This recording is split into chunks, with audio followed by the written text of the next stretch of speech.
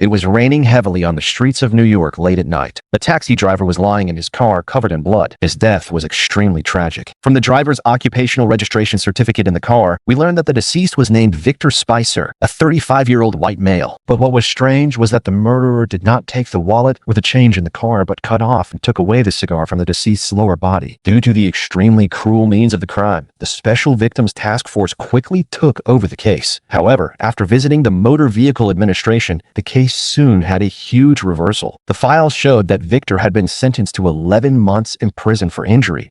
And he's still in Rikers. By investigating Victor's criminal record, the police found that he had committed numerous evil deeds. Not long ago, he was arrested for pimping 2 married clients. He was an absolute bastard. So the question is, who was the man who died in the car? The experienced captain noticed at a glance that the place where the photo on the registration certificate was pasted was not smooth, so he decisively used a knife to cut open the plastic cover on the surface and found that the deceased had forged the certificate using his own photo. Following this only clue, Benson and Stabler immediately went to the prison and interrogated Victor, who was still serving his sentence there. Victor did not want to cooperate at first, but when he heard that he could be released early by making meritorious contributions, he immediately told everything that happened. Before going to prison, Victor did sell the registration certificate for $100. The transaction took place near Broadway, but he did not know the other party's real name. Under Benson's questioning, Victor recalled that the other party was with a child of 4 or 5 years old and carrying a basket of vegetables, which means that he most likely lived near Broadway. With the information provided by Victor, the police quickly found a cafe near Broadway where many taxi drivers would rest. However, they found that there were many outsiders in the cafe, some of whom could not even understand English. But the proprietress still recognized the victim. He had come to consume late at night in recent months.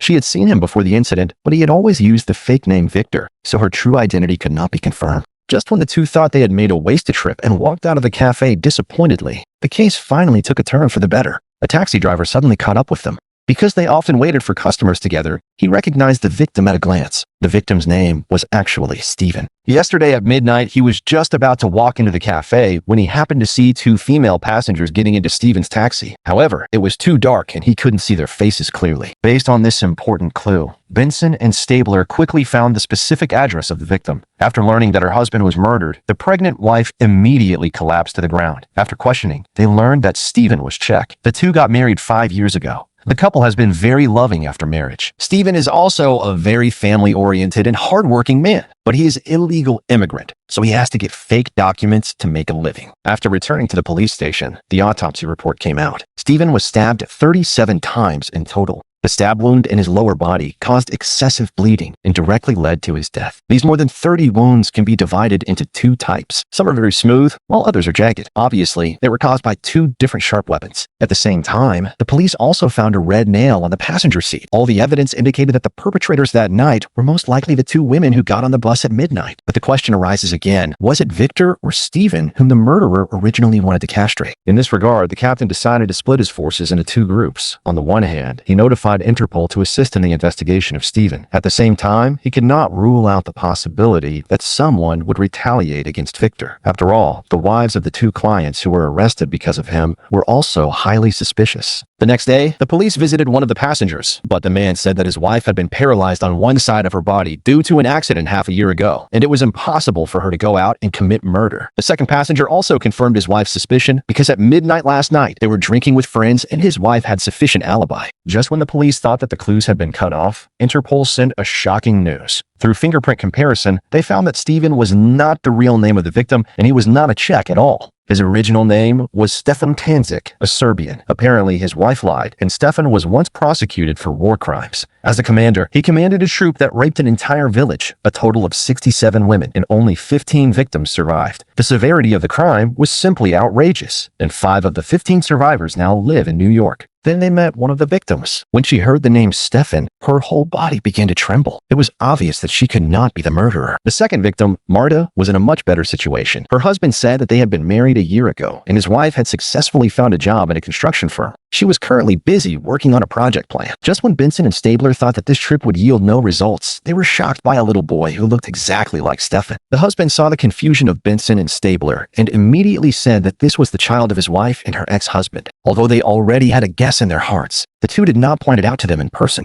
Benson then found Marta in the office alone. Although there was no red nail polish on her nails, Benson still noticed something unusual from her evasive eyes. Knowing that she could not hide it any longer, Marta finally told her about the painful memory. It turned out that she and Stefan were not only classmates, but also neighbors. After the riot, even though she hid in her relative's home in the mountains, she was still found by the troops led by Stefan. That night, the troops gathered all the men, the elderly and boys over 7 years old in the village to the school and shot them, and then distributed the remaining women and children to all the soldiers. Hearing this horrific and shameless crime, even Benson, who had been investigating the case for many years, had an urge to stop investigating. But after calming down for a night, Benson and Stabler found the third victim, Anya, who had already achieved success in her career and was running a high-end restaurant. The perceptive Stabler quickly noticed her injured left hand, and the nails were painted with red nail polish, and the nail on the index finger had fallen off. As long as he took it back to the police station for comparison, the truth would be revealed. Unexpectedly, when Anya saw Marta outside the window, her emotions